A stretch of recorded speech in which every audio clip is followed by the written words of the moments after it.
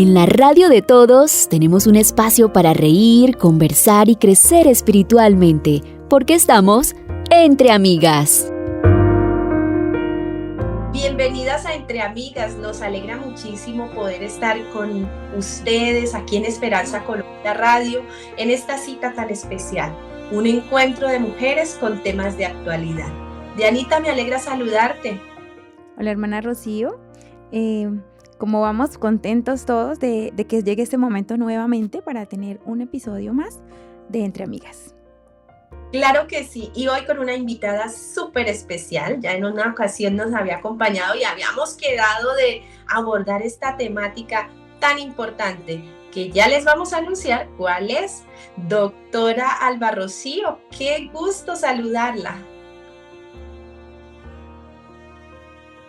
El gusto es para mí de poder compartir con ustedes esta bonita información, ¿no? De retroalimentarnos con todo lo que a través de la profesión y el ejercicio de las actividades que realizamos, pues podemos alimentar nuestro conocimiento y poder difundirlo a las personas que necesitan conocer de estos temas. Así es, bueno, y la doctora Alba Rocío Jiménez es abogada de profesión, especialista en derecho familiar y ha tenido una experiencia muy amplia en comisarías de familia y demás, así que ella hoy ha aceptado nuestra invitación para estar con nosotras en Entre Amigas. Una amiga más está en nuestro programa para compartir de sus conocimientos que Dios le ha permitido tener. Dianita, ¿qué te parece si hacemos una oración en estos momentos? Claro que sí. Les invitamos allí donde están a que cierren sus ojitos si tienen la posibilidad o acomodarse de una manera que puedan conectarse con el cielo. Oremos. Amado Señor, estamos agradecidos contigo, Señor, porque nos permites tener un nuevo episodio de este bonito programa. Queremos suplicarte que nos des sabiduría, entendimiento, Señor, y que bendigas a la doctora Rocío para que sea ella a través de sus palabras guiándonos, Señor, y enseñándonos este tema interesante que tenemos para hoy. Bendice a las familias representadas en aquellos que se conectan en este día. En el nombre de Jesús lo pedimos. Amén. Amén. Gracias, Dianita. Bueno, resulta que cada encuentro de Entre Amigas tenemos un tips, ¿cierto? Y estamos avanzando con nuestros tips de belleza interior, pero que a la vez también nos ayudan a vernos hermosas por fuera. Y queremos preguntarle a Dianita, ¿qué tips nos va a compartir hoy con nuestras amigas? Bueno, en tiempos antiguos se usaban peinados así de pronto altos, ¿verdad? Y usábamos el fijador para que nuestro peinado pues se mantuviera. También se usa ahora el fijador de maquillaje para que no se corra. El fijador en nuestra vida espiritual, ¿qué puede ser? Les cuento que es la identidad en Jesús. Jesús vino a este mundo por ti, a darte vida en abundancia y a rescatarte del ladrón que te había secuestrado y apartado de Dios. Cuando recibes a Jesús en tu corazón, Él te da una nueva identidad como hija de Dios que nunca puedes dejarte robar. Ahora tú eres perfecta delante de los ojos de Dios, has sido perdonada totalmente, eres santa, escogida y amada profundamente por Él. Dios te lo prometió y debes atesorar esta verdad en tu corazón. El versículo que nos comparte el tip este día es 1 Juan 3:1. Fíjate qué gran amor te ha dado el Señor para que se te llame hija de Dios, y lo eres. Tú has recibido el Espíritu del Señor que te ha adoptado como hija y que te permite llamarlo como tu Padre Celestial. Entonces, ¿qué les parece este fijador? Excelente, gracias por esa recomendación y vamos a entrar en materia. Hoy con este tema, el síndrome de la alienación parental. Doctora Alba Rocío, quisiera preguntarle, cuéntenos por favor a todas nuestras amigas y a nosotras que estamos en la mesa de trabajo, ¿qué es la alienación parental?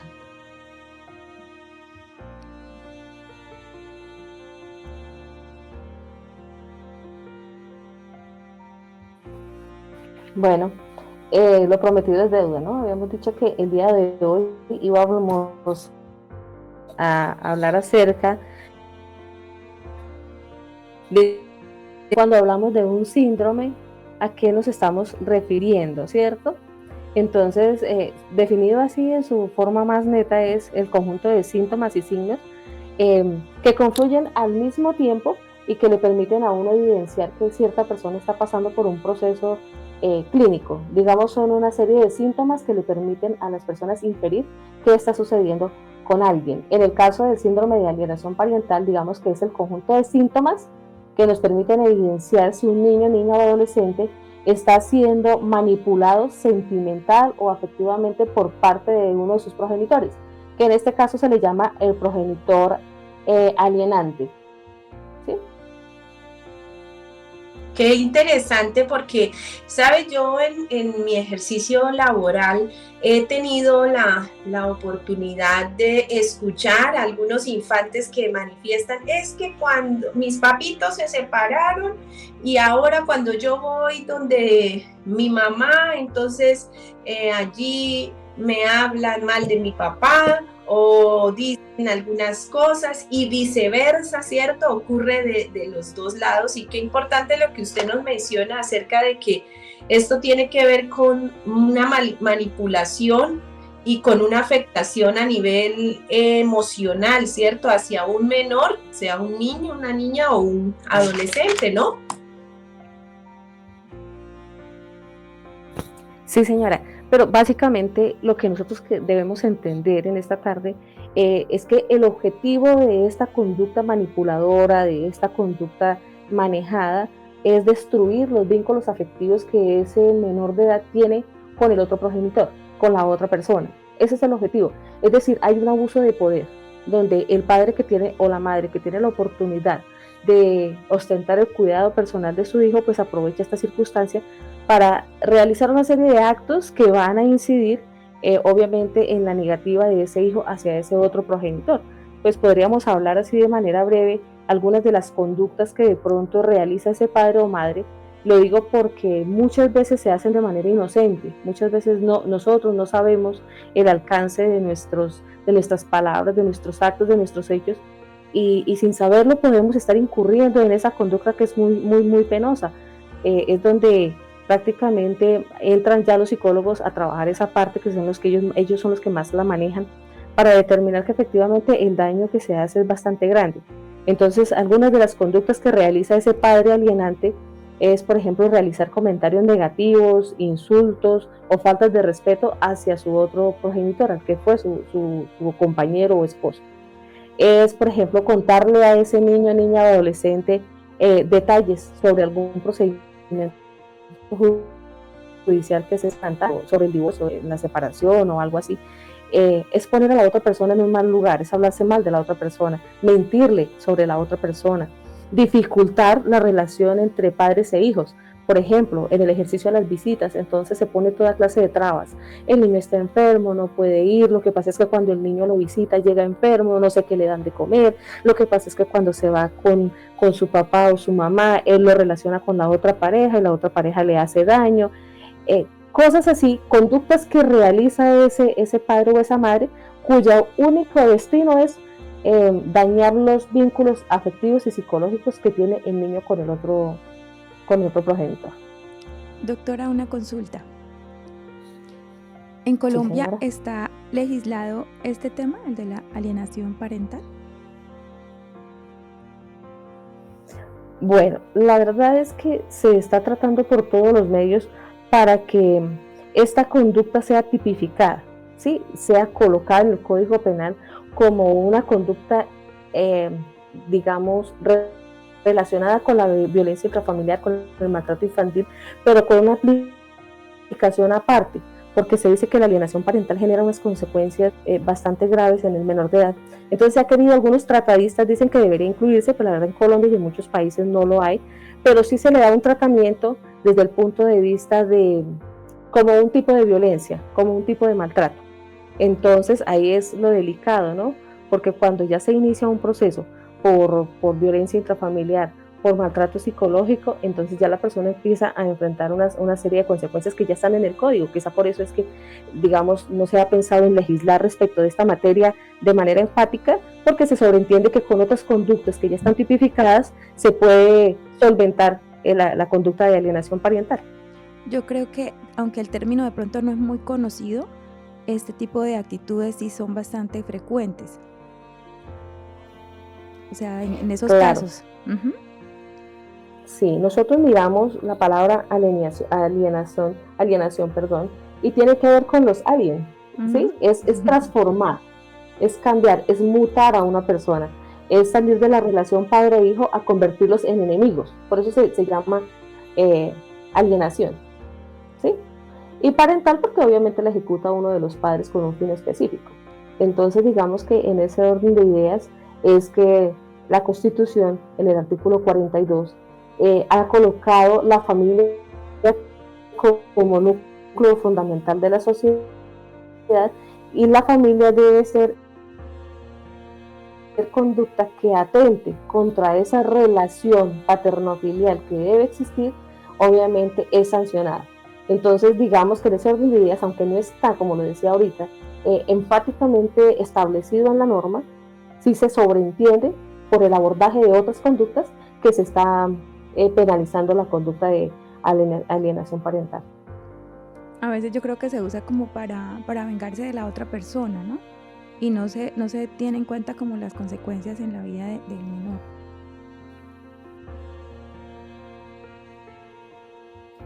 Claro, por eso la Corte ha sido muy reiterativa en que los menores de edad deben ser mantenidos lejos de los problemas familiares, ¿no? En el sentido de que el niño tiene derecho a su papá, tiene derecho a su mamá, tiene derecho a gozar de una familia, y que independientemente de que hayan dificultades y situaciones que llevan a la separación, a desestructurar esa familia, no se tiene por qué afectar el rol de padre, no se tiene por qué afectar el rol de madre, sino que se debe orientar a ese menor de edad para que él a futuro tenga su propio concepto respecto de lo que es su papá, de lo que es su mamá, porque lo que se quiere es que se garantice la efectividad de lo que dice la Constitución en su artículo 42, ¿sí? Que la familia se constituya como ese núcleo protector, ese núcleo garante de los derechos de ese niño, niña o adolescente, y por lo tanto, digamos que todas estas conductas, que sí, es una forma de manipulación, es una forma de causarle daño a la otra persona, es una forma de venganza también.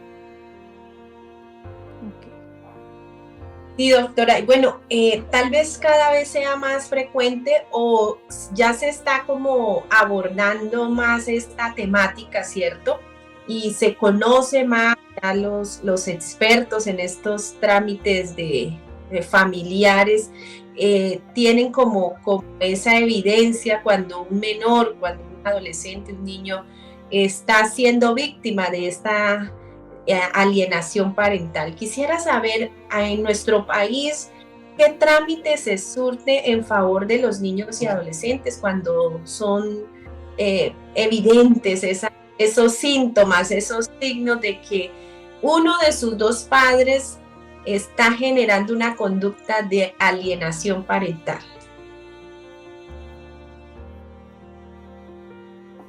Bueno, por situaciones de sonido no escuché bien qué procesos o sanciones que se adelantan respecto de los padres alienantes.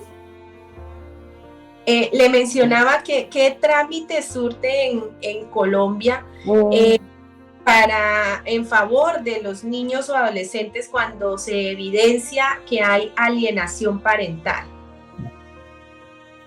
Sí, aquí hay que poner especial atención, porque como decíamos, es tan delgada la línea de pronto de las situaciones en las que el padre o la madre está queriendo de pronto prevenir a su hijo de ciertas cosas y de pronto resultar incurriendo en una conducta de alienación parental, que es muy importante conocer qué trámite o qué proceso se lleva a cabo cuando se determina que un menor de edad está siendo alienado por su progenitor.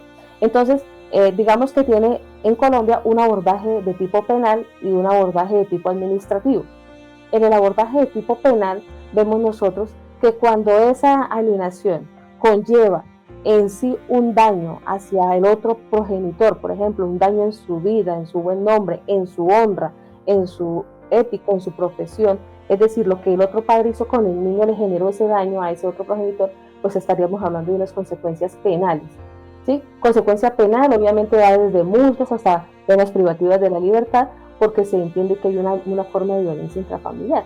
Entiéndase que en Colombia la violencia intrafamiliar está establecido como todo el tipo de conductas lesivas que se realizan sobre alguno de los miembros de la familia. O sea, es muy abarcante, porque antiguamente la norma decía que era solamente sobre aquellos que convivían bajo un mismo techo. Entonces diríamos que un padre y una madre que se han separado no estarían incurriendo en este tipo de conductas porque ya viven separados.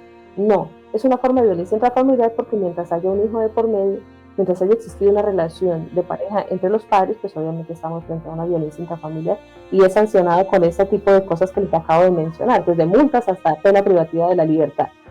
Y en el aspecto administrativo, que es el que adelantan las autoridades de familia, comisarías de familia, es donde el niño entra en un proceso administrativo de restablecimiento de derechos, que ya algunas veces lo he dicho acá en este mismo canal. El proceso administrativo de restablecimiento de derechos, como su nombre lo indica, es involucrar al niño en un proceso donde se determine el grado de afectación que ha tenido y por ende se adopten medidas para menguar, aminorar ese daño que se ha ejecutado y obviamente también ejecutar una sanción sobre ese padre alienante. Básicamente, como este proceso de alienación parental se da es cuando las parejas se han separado, cuando ya no conviven juntas, entonces digamos que el cuidado y custodia del menor de edad radica en cabeza de uno de los progenitores, que es quien ejecuta la conducta alienante y por ende puede perder hasta la custodia de su hijo, ¿sí? Se puede cambiar o se le puede establecer un régimen de visitas guiado, orientado, en presencia de autoridades, es decir, no va a tener la plena libertad para ejercer unas visitas completamente libres con su hijo, sino que va a estar vigilado, tiene que recibir charlas de orientación psicológica y todo este tipo de cosas. Entonces vemos que las implicaciones son bastante grandes. Y respecto a lo que usted me decía con relación a que cada día esta conducta aumenta, lo que pasa es que hoy en día, digamos, el modelo de sociedad que estamos viviendo, estamos aprendiendo una conducta relacionada con el hecho de preparar a nuestros hijos para ser independientes. Entonces, en ese plan, el padre o la madre que tiene cuidado y custodia de sus hijos cree que la mejor manera de alejarle de su otro progenitor es enseñarle a vivir independiente de él, ¿sí? Pero lo que hace es generar una conducta de aversión, una conducta de daño, una conducta de lesión moral y afectiva en ese menor de edad. Por eso cada día lo vamos a ver a gran escala y más con la disfuncionalidad familiar que se está viviendo pues, en las últimas décadas, ¿sí? Divorcios por doquier, separaciones por doquier en las familias de hecho y cantidad de cosas. Entonces todo esto conlleva a que de pronto se introduzcan a los menores de edad en esa narrativa, ¿no? En esa dialéctica de estar manejando las emociones del niño en favor de uno del otro progenitor. Qué importante es separar la relación que hay entre la pareja, las personas que de pronto ya no lo son, y tener al margen los niños, ¿no? Porque es un daño grave que se les causa, según lo que podemos estar viendo. ¿Cuáles son las consecuencias legales? Usted ya nos ha mencionado algunas, ¿hay algunas otras de la alienación parental para el alienante?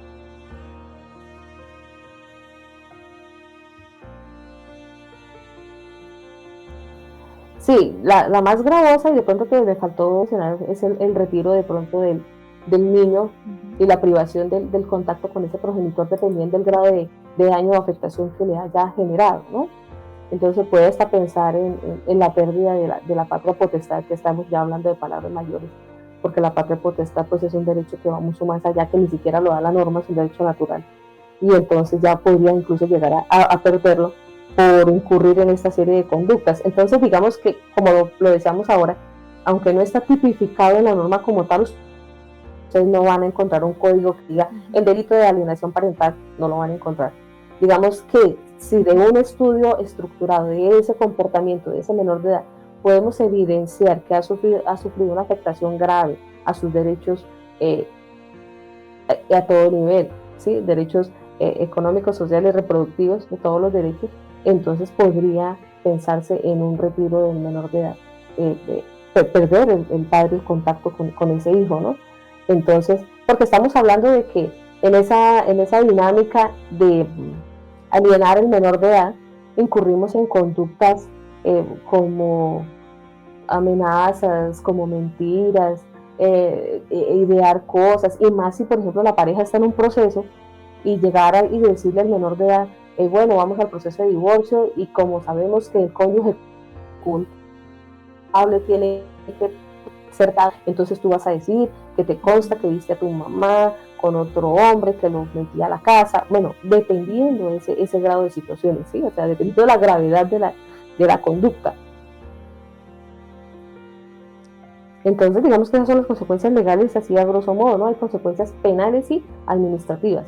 Las penales tienen que ver con la libertad del alienante, tienen que ver con su integridad y con su derecho a la libre movilidad, porque le puede generar una pena privativa de la libertad. Y las administrativas son las que tienen que ver con las medidas de protección en favor del niño y obviamente en contra del alienante. Qué interesante y qué bueno que generemos conciencia sobre esta situación, porque no solo es la consecuencia para el padre alienante, sino las consecuencias a nivel emocional que pues los niños se ven sometidos, ¿no? Entonces encontramos niños con trastornos de ansiedad, ¿cierto? Porque ahora tienen ese temor ante la de ser abandonados por su otro progenitor o por quien está llevando como el cuidado, trastornos de conducta. Realmente son tantas las situaciones que los niños pueden expresar esa afectación que la alienación genera en la vida de estos pequeños. Dianita, ¿qué pensarán nuestras amigas de Entre Amigas sobre este tema? Es un tema tal vez que poco se habla, pero es muy importante porque hay una realidad triste, y es que las familias, las parejas en ocasiones llegan hasta el momento del divorcio, de la separación, e incluso deben aprender a manejar estas situaciones que se presentan, ¿verdad? Yo creo que en ese momento se muestra la importancia de tener asesoría psicológica para saber cómo manejar este tipo de situaciones sin afectar a más personas y a los hijos. Y a veces no se tiene en cuenta eso, se sigue como si estuviéramos bien, pero de pronto estamos causando más daño. Exactamente. Bueno, y vamos claro a darle, doctora Alba Rocío, ¿cómo prueba la alienación parental? Bueno, esta conducta, al igual que todas las conductas, están sujetas a lo mencionado en el Código General del Proceso. O sea, el Código General del Proceso es la norma que nos dice a nosotros qué tipo de pruebas se pueden validar o se pueden tener en cuenta para demostrar que un niño está siendo alienado, ¿sí? Se practican test, encuestas, listas de chequeo, entrevistas, pero me atrevo a decir que la prueba reina es el peritaje psicológico, ¿sí? La intervención psicológica. De ahí que sea tan importante, digamos, contar con profesionales de apoyo en las diferentes entidades para poder determinar ese tipo de cosas, ¿no? Porque debemos nosotros también entender que en el rol de las familias hay muchas cosas que se presentan y que se pueden remediar, ¿sí? Por ejemplo, contaba un señor hace poco que le dijo a su hijo, ¿ya pagaron los recibos de la casa? No los hemos pagado. Es que su mamá siempre es así, ya coge el dinero y se lo gasta en otras cosas. Y entonces ya iban a iniciar proceso por esta clase de cosas, y la defensora de familia pues fue muy enfática en decir, no, o sea, hay que entender que hay ciertas cosas que en la dinámica familiar se dan y que son como de la cotidianidad, ¿sí? Cuando ya entramos realmente en una conducta de alienación parental. Por eso hay que hacer pasar el niño por atención por psicología para que se determine, porque es cuando ya vemos el daño, ¿no? Cuando hablamos de síndrome es porque ya hay una serie de síntomas, ya hay una serie de consecuencias, ya hay una serie de actos que nos permiten inferir que ese niño, niña, adolescente está siendo afectado a nivel emocional, a nivel psicológico. Entonces, como decía la doctora hace un momento, ella como psicóloga pues lo entiende un poco mejor, es cuando vemos esos niños absolutamente agresivos con el otro progenitor, agresivos con la familia del otro progenitor, retraídos de todo lo que tenga que ver con su otro progenitor, la negativa a compartir con él, el prejuicio es que si yo salgo con él me va a hacer tal cosa, todas esas situaciones, ¿sí? Esas son las que realmente la ley determina que el niño está siendo afectado en su parte emocional. Pero como les digo, hay otras situaciones que son de la cotidianidad y que son normales, que a veces, que su mamá siempre es así, de mal genio, es que ella siempre es agresiva, es que a ella no se le puede decir nada. Pues digamos que son cosas que se puede dar manejo, ¿no? ¿A qué me refiero con el manejo? Que no todas estas conductas van a trascender al terreno de lo penal o de lo administrativo. Hay situaciones que simplemente se le pueden comentar a la autoridad de familia y dependiendo de la gravedad, de pronto con unos talleres, con unas charlas de, ¿cómo es que se llaman? En psicología les dicen, son talleres para padres e hijos y cosas así como para mejorar la comunicación, ¿sí? Lo que no quiere decir que estemos frente a una conducta de alienación, porque de pronto después de esta conversación muchas personas van a decir, sí, está siendo alienado, mire, estoy en esta conducta, me está pasando eso, y resulta que no todas las conductas trascienden hasta allá tampoco. Hay que mirar ese grado de afectación, y para mirar afectación psicológica, el único profesional que lo puede determinar es el psicólogo. Sin embargo, en la Ley de Infancia y Adolescencia tenemos otro tipo de pruebas que se pueden practicar, como la declaración del padre o la madre víctima. Finalmente, los testigos, los vecinos, los chats, porque a veces también a través de las comunicaciones en las redes sociales, ahí se puede evidenciar el grado de agresividad con que el otro progenitor de pronto se refiere del otro. Todas estas cosas, todas estas diferencias, prácticamente lo que la ley busca es que las diferencias de los adultos las resuelvan en un terreno donde el menor de edad no tenga injerencia, donde el menor de edad se mantenga pues al margen de todas estas cosas. Bien, amigas, estamos escuchando y estamos hablando aquí en Entre Amigas sobre la alienación parental. Y es un tipo de maltrato, ¿cierto? Lo ejerce un padre o una madre que tiene un plan de denigrar contra el otro progenitor. No podemos caer en eso, especialmente nosotros como cristianos, ¿cierto? En hacer esta afectación a nuestros hijos. Si de pronto estamos hablando para alguna familia, alguna amiga que por X circunstancia está atravesando una separación, un divorcio, le queremos hacer como una invitación, y es a que procure ahora con el padre de su hijo, de sus hijos, llevar la situación de la manera más armoniosa. Ay, pero alguien me dirá, no, pero si no éramos capaces antes, ahora sí que menos de separados. Pero es lo mejor. Si usted tiene algo que decirle a su pareja, al padre de su hijo, es a él directamente a quien debe expresárselo, porque principalmente cuando nuestros niños están pequeños, ellos tornan a tomar un sentimiento de culpa. Ellos se sienten culpables cada vez que los padres discuten, cada vez que pelean, ¿cierto? Porque tal vez era el tiempo de la cuota, era el tiempo de la salida y no se llegó a algún acuerdo. No, para eso está la comunicación y ustedes deben llegar a acuerdos y evitar a toda costa que de pronto ese adoctrinamiento se empiece a dar para dañar la imagen del otro progenitor. Doctora Rocío, qué tema tan interesante. Quisiéramos invitarla a que concluyera este tema con algunas orientaciones generales o una conclusión general sobre lo que hemos abordado el día de hoy.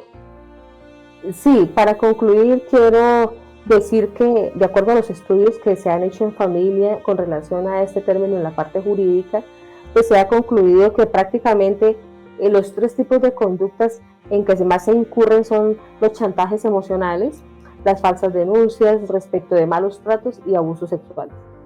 Entonces hay que tener mucho cuidado con este tipo de cosas porque generan pues consecuencias, y yo pienso que más que la consecuencia legal que pueda generar el progenitor es el daño psicológico que se le hace a ese niño, porque obviamente pues la psicología ha demostrado que es muy difícil repararse pues de un daño que se genera con relación a la persona que tenía el deber, el cuidado, la obligación de cuidarme, es la persona que tenía la obligación de garantizar mis derechos. Entonces no se concibe que sea precisamente esa persona que con el pretexto de tener la aversión al otro cónyuge, de pronto le genere un emocional irreparable a sus hijos. Muchas gracias, doctora. Exactamente todo esto que usted menciona es muy importante tenerlo en cuenta, y viene a mi mente lo que un mandamiento dado por Dios menciona en Éxodo 20:16. No dirás contra tu prójimo falso testimonio. Yo quería agregar algo, y es ver cómo esta situación lleva a los chicos a de pronto momentos tristes, ¿no? Y a las familias, aquellos que de pronto tienen su pareja, que están todavía y tienen ese pensamiento, qué bueno sería poner en las manos de Dios su relación, ¿no? Para que el Señor transforme, porque Él tiene el poder para evitar como todas estas cosas que causan dolor. Sí, Señor. Eso es. Gracias, Dianita. Bueno, amigas, estamos llegando al final de este episodio.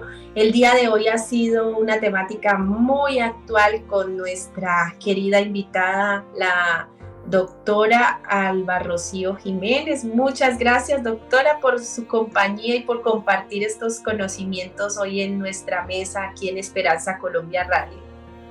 A ustedes, gracias por la invitación. Y pues quedamos atentos para cualquier otro tipo de orientación que se requiera pues en la materia de familia, que es mi campo de acción.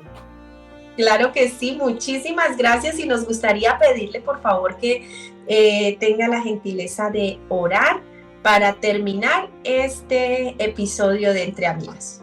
Claro que sí. Oremos.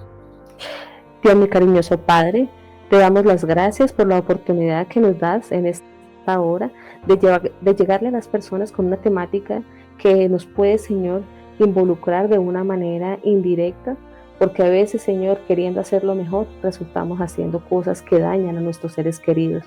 Por eso, Padre, te pedimos que nos ayudes a ser leales a tus mandamientos, que nos ayudes, Señor, a tomar ejemplo de esa conducta humilde, sencilla, acertada y pacífica que tú nos muestras en las Escrituras, y que podamos nosotros criar a nuestros hijos en el ambiente que les permita desarrollarse como verdaderos hijos de Dios. Gracias, Señor, por la oportunidad que nos das de compartir este mensaje con las personas que nos escuchas, y danos un corazón aplicado para entender y para poner en práctica los consejos. Todo esto lo pedimos en el nombre del Señor Jesucristo. Amén. Bueno, ha llegado el momento que nos pone un poco tristes, y es cuando se acaba el programa. Un abrazo para todos, para todas aquellas que están allí conectadas, aprendiendo, porque eso es lo que hemos hecho en todos estos episodios, aprender mucho. Gracias a todos.